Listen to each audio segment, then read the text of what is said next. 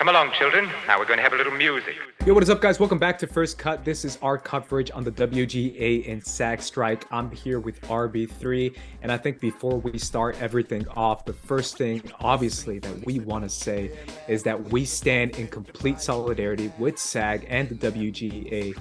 There is a time for change, and the change is now.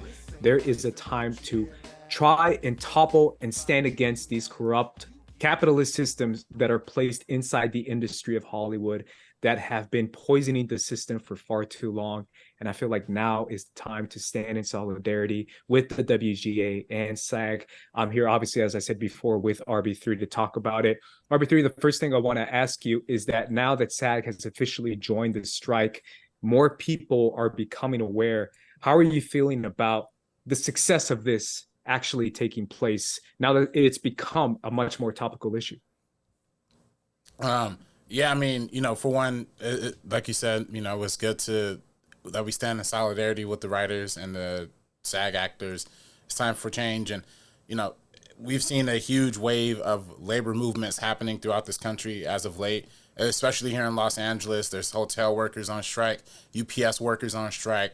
All across the country, there was mad people going on strike trying to form unions, Starbucks workers. So we're in that prime time of America where people are tired of capitalism and tired of being constricted under these same kind of rules and regulations. I think now we're at a space where, look, the first writer's strike lasted 4 months. It lasted from November 2007 to February 2008. And this strike, we're about 2.5 months deep. And now that the actors are involved, it kind of puts a whole stop to production altogether. Before, when the Writers Guild was just on strike, things that were in pre-production, mostly TV shows were affected.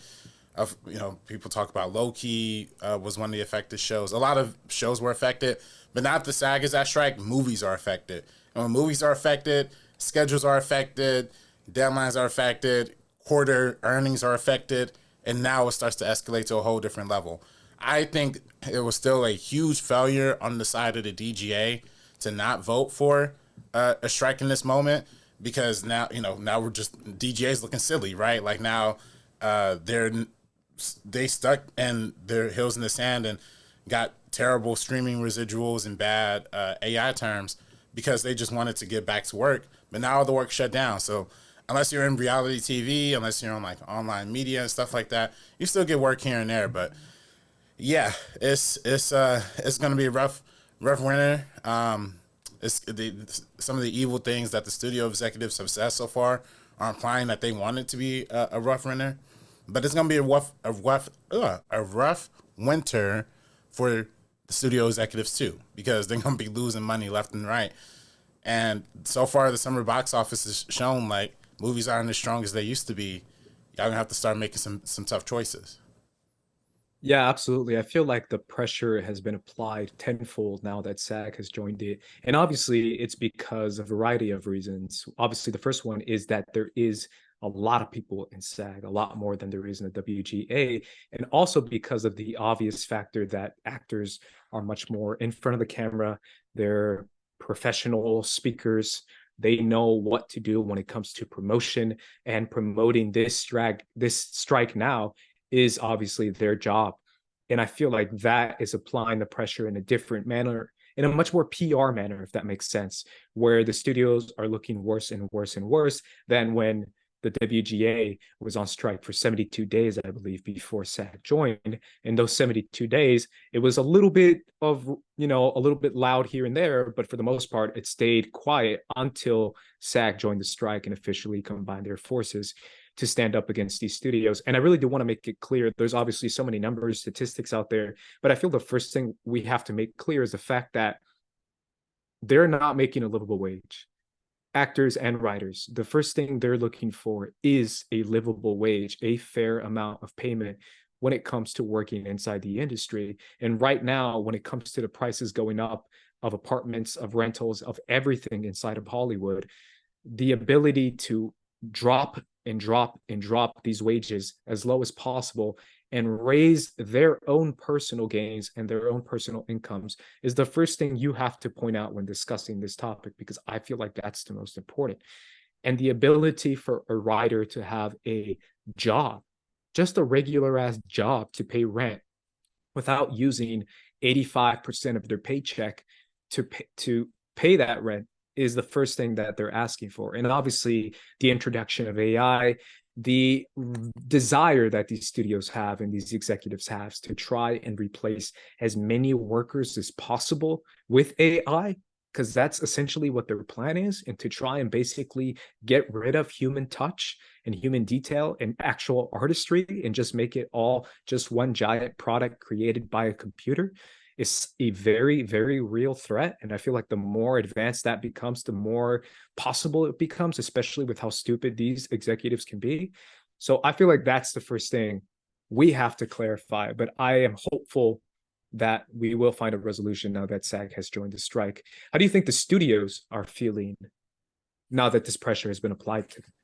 Well, obviously, the studios are scared. That's why they're leaking those anonymous interviews and sources to Deadline and saying things like, we want to make them lose their homes and apartments and things of that nature.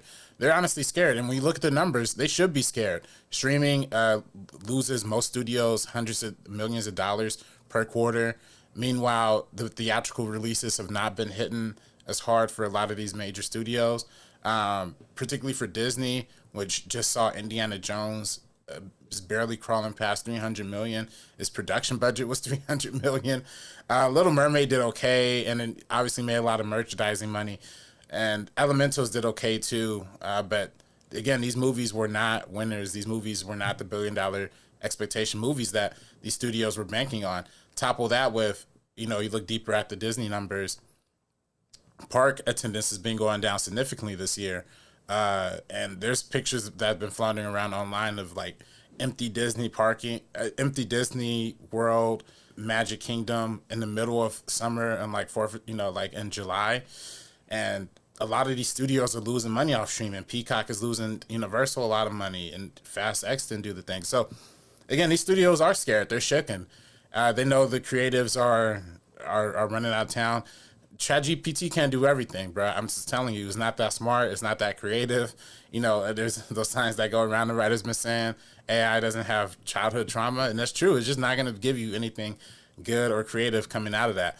And, look at what happened during the last writer's strike, man. Look at how many trash movies and TV shows came out. A lot of people say that's how Lost, ended up losing this few episodes. That's how that show, Heroes, ended up just completely losing its way. Transformers, Revenge of the Fallen.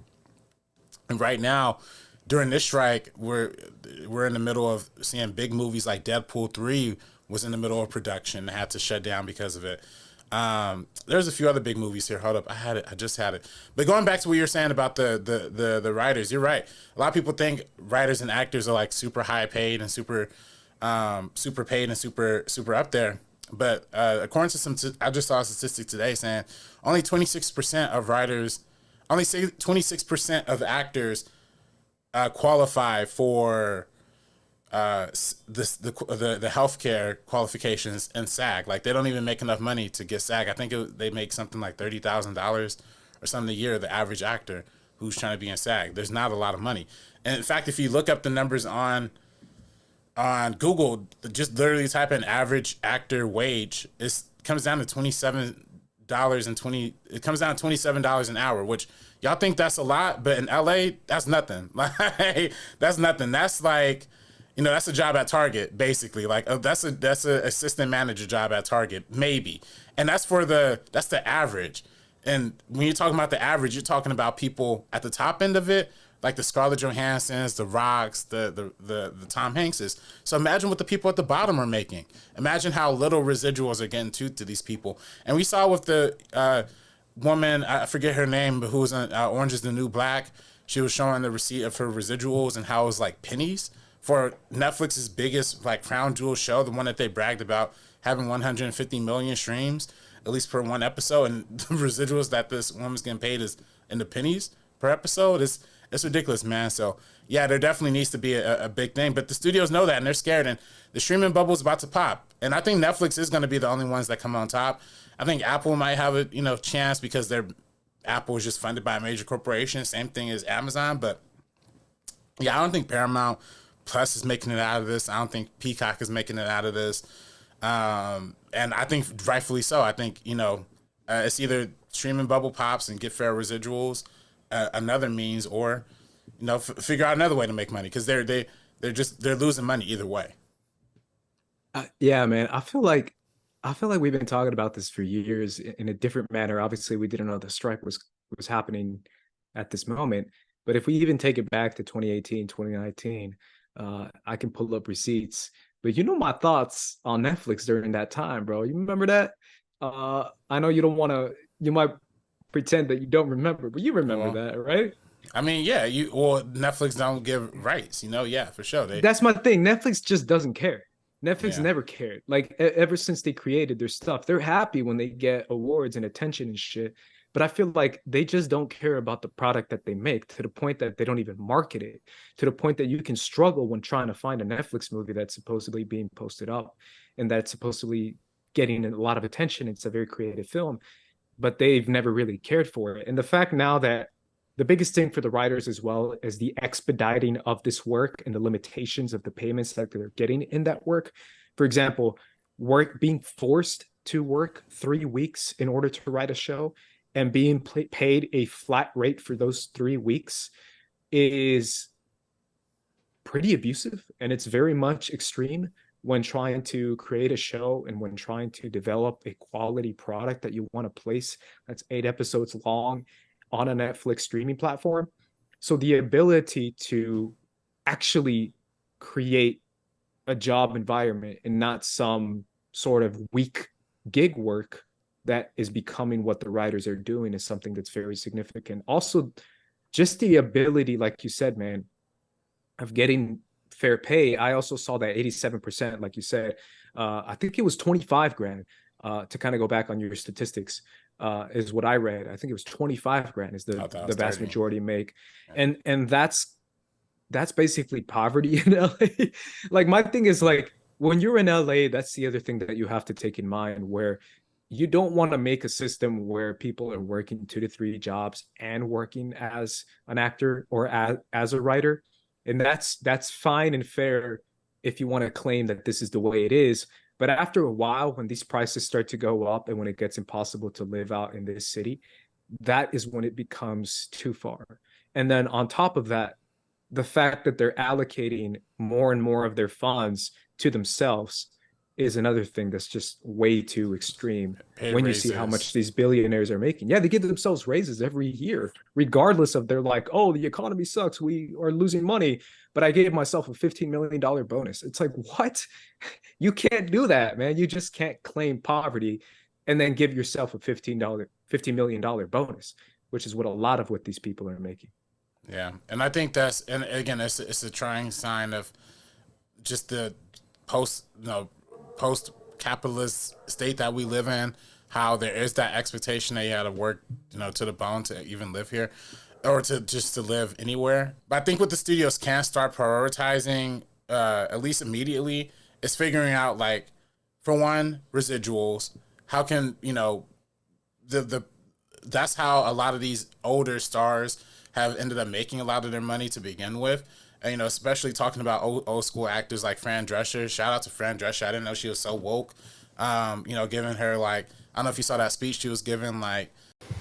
Thank you, Duncan, and thank you, everybody, for coming to this press conference today. It's really important that this negotiation be covered, because the eyes of the world, and particularly the eyes of labor, are upon us.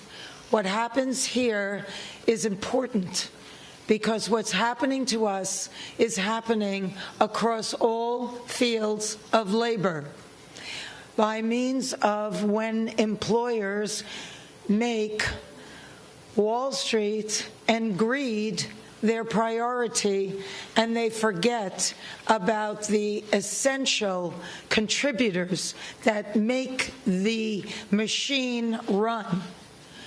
We have a problem. America has a problem. You cannot change the business model as much as it has changed and not expect the contract to change too. We're not going to keep doing incremental changes on a contract that no longer honors what is happening right now with this business model that was foisted upon us. What are we doing? Moving around furniture on the Titanic? It's crazy.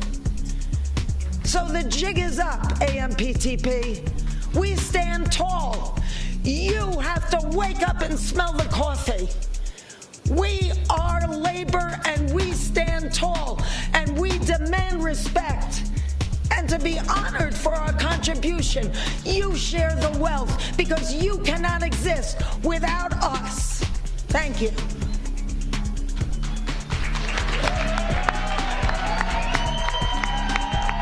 A lot of these older actors are making mad money off of syndication, residuals, and things like that. I feel like that is such a that should be a priority. You know, if you're not gonna figure out how to pay actors up front, you know, because I feel like upfront pay is probably what the most of these studios and streamers are doing.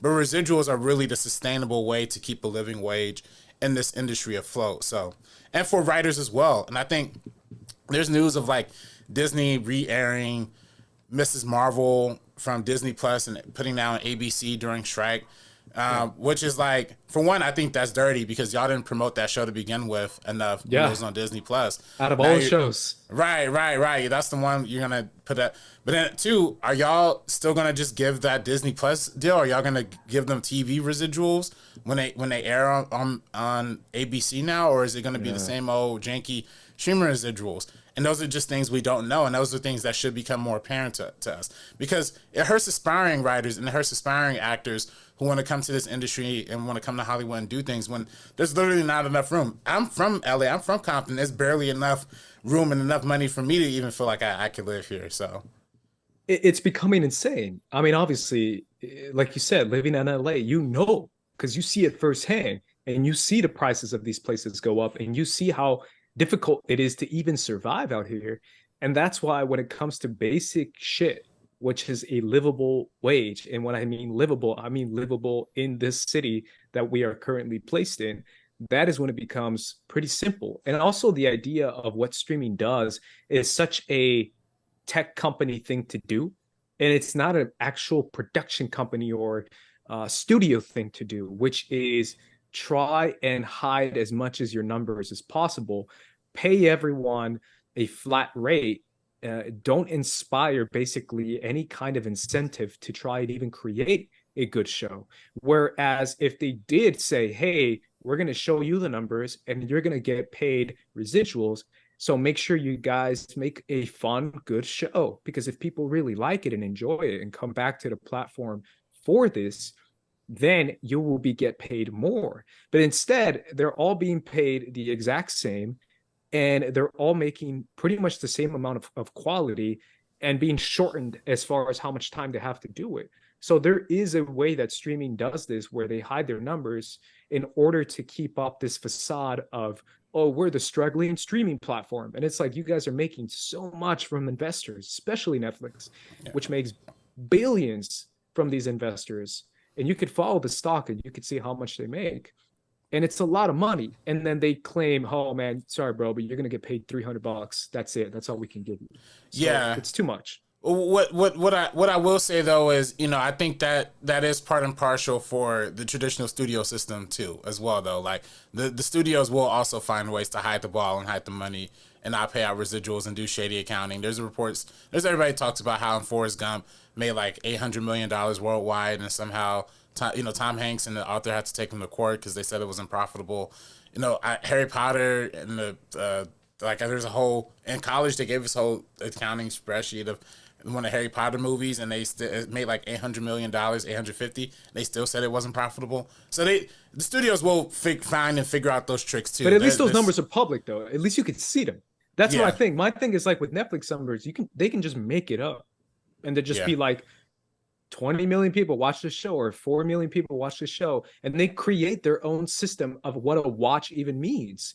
So if you can make your own system of measuring something and then you yourself measure it are you really even measuring it? It's the same thing when it comes to any kind of regulation inside this country. When it comes to businesses, you have to have a third-party regulator that is saying, this is what counts as a view, this is how much people tuned in and who wanted to see what. And that's a very simple thing to do. Whereas at least box office has been going on for so many years that you can at least see the numbers there. And obviously they'll still try and find their way to, cheat people out of their money. But when it's streaming, it's 10 times that. You can do whatever you want and just pay people nothing.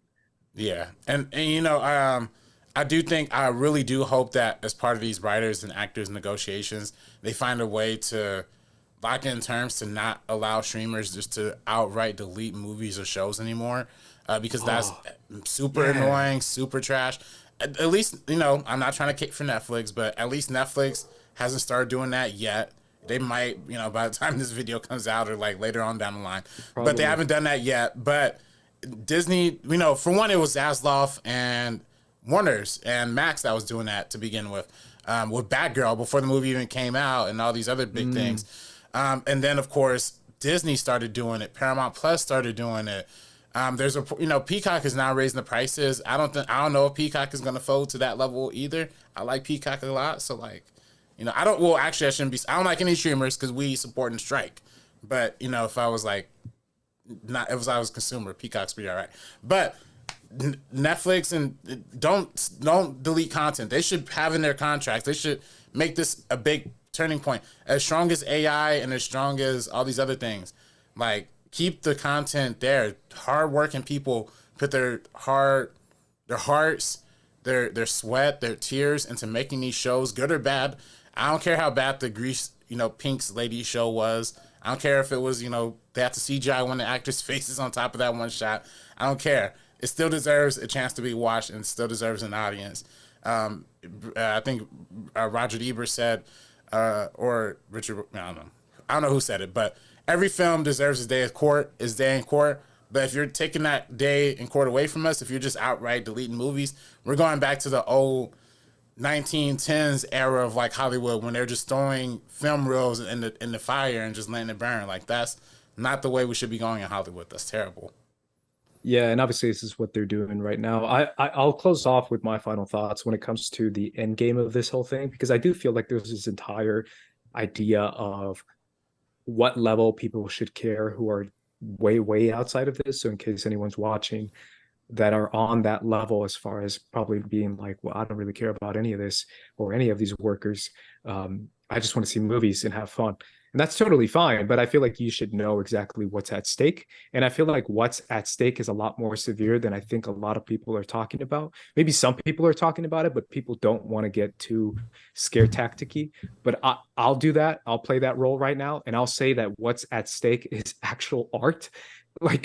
If you don't want to see an algorithmic mashup of YouTube algorithm mixed together with AI generated art mixed together with Chat GPT, BS, half finished VFX crap, then maybe support the actors and writers, because I honestly feel like people like Zaslav, people like Iger will do everything possible to cut as much workers as possible and make movies the simplest way possible using BS algorithms, BS AI, and BS systems of technology that they don't even understand and that they don't even comprehend how it works.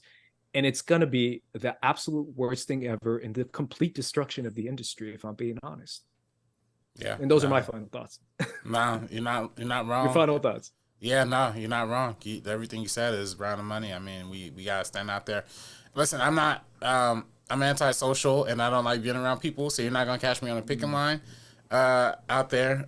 But you will catch me supporting the writers virtually and the screen actors virtually and not promoting these films, not going to premieres, influencers. Don't catch those traps. Don't find your way, stumble into one of these promotional events. Aspiring writers, I've been seeing a lot of people, getting cold emails from Netflix and all these studios hey, come in for a meeting, pre-Writers Guild writers and things like that. Don't do it, y'all. Don't do it. Don't do it. Don't break the picket line. Don't be a scab. It's not the time for that. We also sorry to bother you. We know what a good strike looks like. In fact, just look at what's happening around America right now and know that the workers are winning. Like people across all the industries are standing up right now, and the people are winning against these corporations. So we can stand up and we can fight for longer. Again, I wish the DGA had a little fight in them. I wish it just wasn't a bunch of 40-year-old white guys who were like assistant directors and stage handlers who just like don't care about the stuff.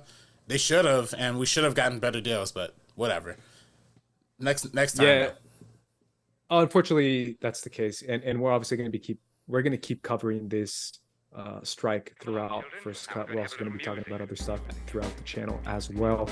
But those are our thoughts on what's currently happening. Obviously, we want to hear your thoughts as well. Let us know in the comments down below. What do you think? We'll be having obviously more guests and people who are on different sides of the WGA, SAG. We're going to have different actors and writers on as well. So I'm excited to do all that good stuff on First Cut. So make sure you guys subscribe if you haven't done so already. RB3, where can everyone find you? Follow me on Twitter and Instagram at Director RB3. You can follow me on Twitter, Instagram, TikTok, on at Squad Leader Ace as well, guys. And make sure you guys follow us at First Cut TMO. But either way, guys, for the First Cut crew, we're going to be peacing out. So deuces. Peace.